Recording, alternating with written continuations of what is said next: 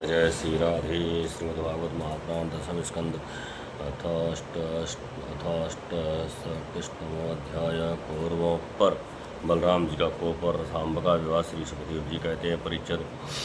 जामवती नंदन सांब अकेले ही बहुत बड़े बड़े वीरों पर विजय प्राप्त करने वाले थे। वे स्वयंवर में स्थित दुर्योधन की कन्या लक्ष्मणा को हर लाए। इससे कौरवों को बड़ा क्रोध हुआ। वे बोले, ये बालक बहुत ढीठ है। देखो तो सही, इसने हम लोगों को नीचा दिखाकर बलपूर्वक हमारी कन्या का अपहरण कर लिया। ये तो इसे चाहती भी नहीं न थी। अतः इस ढीठ को पकड़कर बांध लो। यदि यदुवंशी लोग रुष्ट भी होंगे तो वे हमारा क्या बिगाड़ लेंगे। वे लोग हमारी ही कृपा से, हमारी ही दी हुई धन धान्य से संपूर्ण परिपूर्ण पृथ्वी का उपभोग कर रहे हैं। यदि वे लोग अपने इस लड़के के बंदी होने का समाचार सुनकर यहाँ आएंगे तो हम लोग उनका सारा घमंड चूर चूर कर देंगे और उन लोगों के मिजाज वैसे ही ठंडे हो जाएंगे जैसे संयमी पुरुष के द्वारा प्राणायाम आदि उपायों से बस में की हुई इंद्रियाँ। ऐसे विचार करिए, कर्ण, सल, भूरिश्रवा, यज्ञकेतु और दुर्योधन आदि वीरों ने कुरुवंश के बड़े बूढ़ों की अनुमति ली तथा सांब को पकड़ लेने की तैयारी की। जब महारथी सांब ने देखा कि धृतराष्ट्र के पुत्र मेरा पीछा कर रहे हैं, तब भी एक सुंदर धनुष चढ़ाकर सिंह के समान अकेले रणभूमि में डट गए। इधर कर्ण को मुखिया बनाकर कौरव भी धनुष चढ़ाए हुए सांब के पास आ पहुंचे और क्रोध में भरकर उनको पकड़ लेने की इच्छा से खड़ा रहे। इस प्रकार ललकारते हुए बाणों की वर्षा करने लगे। परीक्षा युद्धनंदन सांब अत्यंतेश्वर्यशाली भगवान श्री कृष्ण के पुत्र थे। कौरवों के प्रहार से वे उन पर चिढ़ गए, जैसे सिंह तुच्छ हरणों का पराक्रम देखकर चिढ़ जाता है। सांब ने अपने सुंदर धनुष का टंकार करके कर्ण आदि 6 वीरों पर, जो अलग अलग 6 रथों पर सवार थे, 6 बाणों से एक साथ अलग अलग प्रहार किया। उनमें 4 बाण उनके चार घोड़ों पर, एक उनके सारथियों पर और एक उन महान धनुषधारी रथी वीरों पर छोड़ा। सांब के इस अद्भुत हस्त लाघव को देखकर विपक्षी वीर भी मुक्त कंठ से उनकी प्रशंसा करने लगे। इसके बाद उन 6 वीरों ने एक साथ मिलकर सांब को रथहीन कर दिया।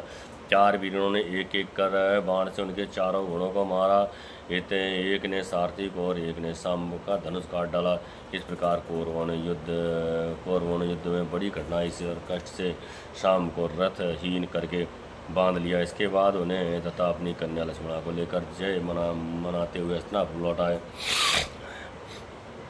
परीक्षण नारद जी से यह समाचार सुनकर यदुवंशियों को बड़ा क्रोध आया। वे महाराज उग्रसेन की आज्ञा से कौरवों पर चढ़ाई करने की तैयारी करने लगे। बलराम जी कलह प्रधान हैं, कलयुग के सारे पाप ताप को मिटाने वाले हैं।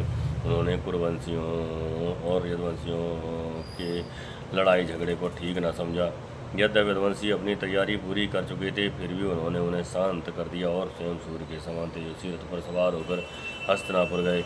उनके साथ कुछ ब्राह्मण और यदुवंश के बड़े बूढ़े भी गए। उनके बीच में बलराम जी की ऐसी शोभा हो रही थी मानो चंद्रमा ग्रहों से घिरे हुए हों।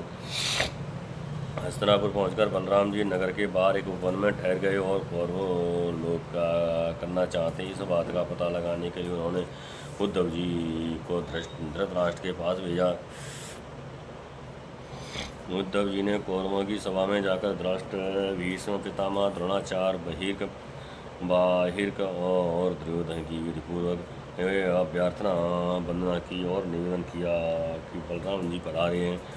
अपने परम हितैषी और प्रिय बलराम जी का आगमन सुनकर कौरवों की प्रसन्नता की सीमा न रही। वे उद्धव जी का विधिपूर्वक सत्कार करके अपने हाथों में मांगलिक सामग्री लेकर बलराम जी की अगवानी करने चले। फिर अपनी अवस्था और संबंध के अनुसार सब लोग बलराम जी से मिले तथा उनके सत्कार के लिए उन्हें गो अर्पण किए और अर्घ्य प्रदान किया। उनमें जो लोग भगवान बलराम जी का प्रभाव जानते थे, उन्होंने सिर झुकाकर उन्हें प्रणाम किया था। उन लोगों ने परस्पर एक दूसरे का कुशल मंगल पूछा और यह सुनकर कि सब भाई बंधु कुशल हैं, बलराम जी ने बड़ी धीरता और गंभीरता के साथ यह बात कही। सर्वसमर्थ राजाधिराज महाराज उग्रसेन ने तुम लोगों को एक आज्ञा दी है, उसे तुम लोग एकाग्रता और सावधानी के साथ सुनो और अविलंब उसका पालन करो। उग्रसेन जी ने कहा है, हम जानते हैं कि तुम लोगों ने कईयों ने मिलकर अधर्म से अकेले धर्मात्मा सांब को हरा दिया और बंदी कर लिया है। ये सब हम इसलिए सह लेते हैं कि हम संबंधियों में परस्पर फूट न पड़े, एकता बनी रहे। अतः अब झगड़ा मत बढ़ाओ, सांब को उसकी नववधू के साथ हमारे पास भेज दो। परीक्षित बलराम जी की वाणी वीरता, सूरता और बल पुरुष का उत्कर्ष से परिपूर्ण और उनकी शक्ति के अनुरूप थी। ये बात सुनकर कुरुवंशी क्रोध से तिलमिला उठे। वो ये कहने लगे, अहो ये तो बड़ी आश्चर्य की बात है, सचमुच काल की चाल को कोई टाल नहीं सकता। तभी तो आज पैरों की जूती उस सिर पर चढ़ना चाहती है जो श्रेष्ठ मुकुट से सुशोभित है। इन यदुवंशियों के साथ किसी प्रकार हम लोगों ने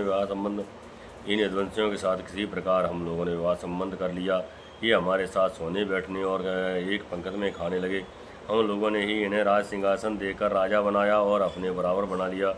ये यदुवंशी चमर, पंखा, शंख, श्वेत छत्र, मुकुट, राज सिंहासन और राजोचित सैया का उपयोग इसलिए कर रहे हैं कि हमने जानबूझकर इस विषय में उपेक्षा कर रखी है। बस अब हो चुका। यदुवंशियों के साथ अब राज चिन्ह रहने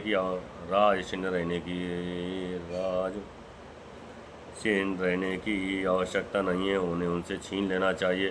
जैसे सांप को दूध पिलाने वाले के लिए ही घातक है, वैसे ही हमारे दिए हुए राज चिन्ह को लेकर ये यदुवंशी हमसे ही विपरीत हो रहे हैं। देखो तो भला, हमारे ही कृपा प्रसाद से तो इनकी बढ़ती हुई है और अभी निर्लज्ज होकर हम ही पर हुक्म चलाने लगे हैं। शौक है।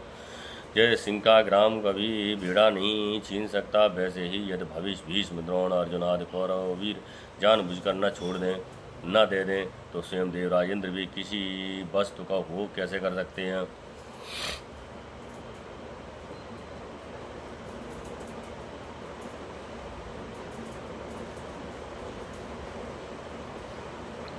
श्री सुखदेव जी कहते हैं, परीक्षित कुरुवंशी अपनी कुलीनता, बांधवों, परिवार वालों, भीष्म आदि के बल और धन संपत्ति की घमंड में चूर हो रहे थे। उन्होंने साधारण शिष्टाचार की भी परवाह नहीं की और भगवान बलराम जी को इस प्रकार द्रोचन कहकर हस्तिनापुर लौट गए।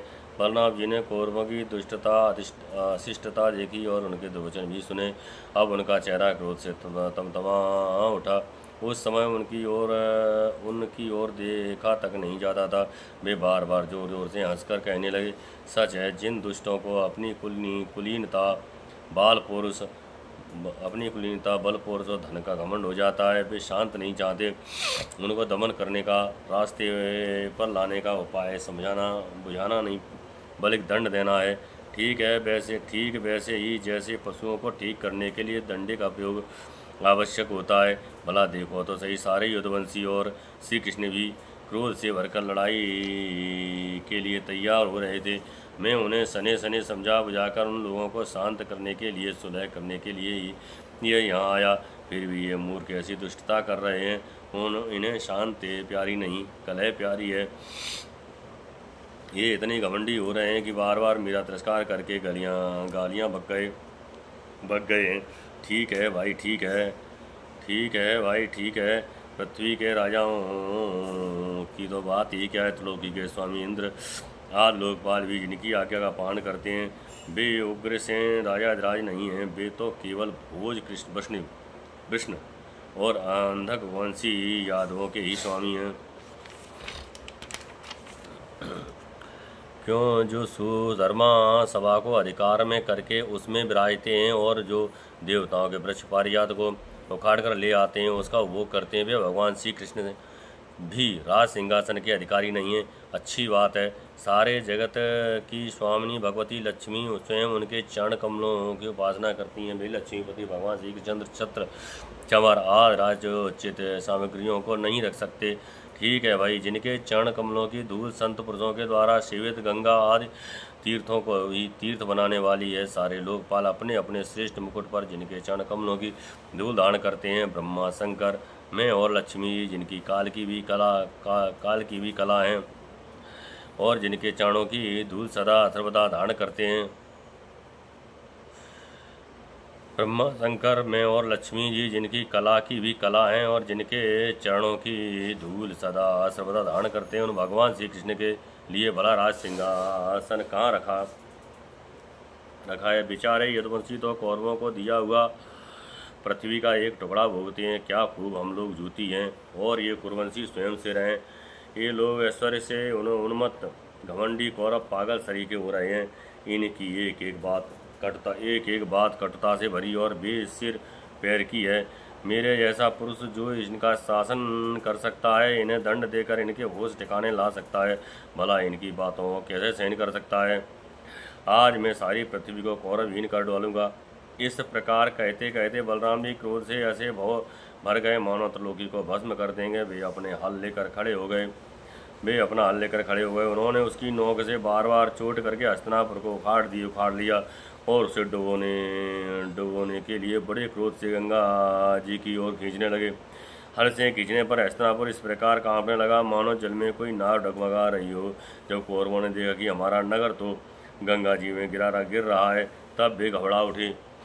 फिर उन लोगों ने लक्ष्मणा के साथ सांब को आगे किया और अपने प्राणों की रक्षा के लिए कुटुंब के साथ हाथ जोड़कर सब शक्तिमान उन्हीं भगवान बलराम जी की शरण में गए और कहने रखे, लोकाभिराम बलराम जी, आप सारे जगत के आधार शेष जी हैं। हम आपका प्रभाव नहीं जानते थे प्रभु। हम लोग मूढ़ हो रहे हैं, हमारी बुद्धि बिगड़ गई है, इसलिए आप हम लोगों का अपराध क्षमा कर दीजिए। आप जगत की स्थिति उत्पत्ति और प्रलय के एकमात्र कारण हैं और स्वयं निराधार स्वयं स्थित हैं। सर्वशक्तिमान प्रभु, बड़े बड़े ऋषि मुनि कहते हैं कि आप खिलाड़ी हैं और ये सबके सब लोग आप एक खिलौने हैं। अनंत आपके सहस्त्र सिर हैं और आप खेल खेल में इस भूमंडल को अपने सिर पर रखे रहते हैं। जब प्रलय का समय आता है तब आप सारे जगत को अपने भीतर लीन कर लेते हैं और केवल आप ही बचे रहकर अद्वितीय रूप से शयन करते हैं। भगवान, आप जगत की स्थिति और पालन के लिए विशुद्ध सत्वमय शरीर ग्रहण कर किए हुए हैं। आपका ये क्रोध द्वेष या मत्सर के कारण नहीं है, ये तो समस्त प्राणियों को शिक्षा देने के लिए है। समस्त शक्तियों को धारण करने वाले सर्व प्राण स्वरूप अविनाशी भगवान, आपको हम नमस्कार करते हैं। समस्त विश्व के रचयिता देव, हम आपको बार बार नमस्कार करते हैं। हम आपकी शरण में हैं, आप कृपा करके हमारी रक्षा कीजिए। श्री सुखदेव जी कहते हैं, परीक्षित कौरवों का नगर डगमगा रहा था और भी अत्यंत घबराहट में पड़े हुए थे। जब सब के सब कुरुवंशी इस प्रकार भगवान बलराम जी की शरण में आए और उनकी स्थिति प्रार्थना की, तब वे प्रसन्न हो गए और डरो मत ऐसा कहकर उन्होंने अभय दान दिया। परीक्षित दुर्योधन अपनी पुत्री लक्ष्मणा से बड़ा प्रेम करता था। उसने दहेज में 60,000 वर्ष के बराबर 100 हाथी उसने दहेज में 60 वर्ष के बराबर 100 हाथी, 10,000 घोड़े, सूर्य के समान चमकते हुए सोने के 6,000 रथ और सोने के हार पहनी हुई 1,000 दासियां दी।